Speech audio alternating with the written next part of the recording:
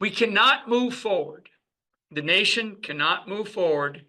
I don't care how good our how much Trump, adjusts the economy, and he will. But we cannot move forward unless people are held accountable. And I mean very, very senior people, and they all know who I'm talking about. You know who I'm talking about, and I've said it many times. It's the start with Obama and work your way down, right? I mean, um, and maybe you don't throw a former president into prison, but maybe you do. Maybe somebody says, well, who directed you, John Brennan? Who directed you, Jim Clapper? Who directed you, Susan Rice? Under oath, under the lights, and with the threat of prison. Okay. And so who directed you? Well, if they say nothing, okay, then that's fine. Then you're going to go to prison.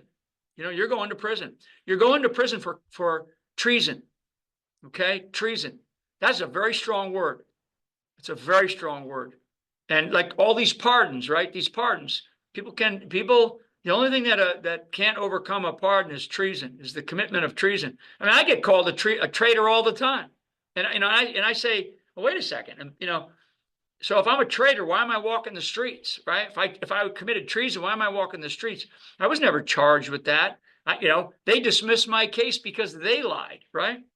And so, you think Mueller and Wiseman, Andrew Wiseman, who was the deputy to Mueller, would have let me go had I was a traitor or that I committed treason?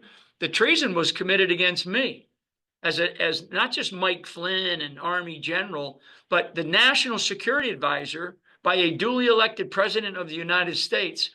The income or the outgoing administration under Barack H. Obama committed treason. They committed a conspiracy to undermine a duly elected president, and it hasn't stopped.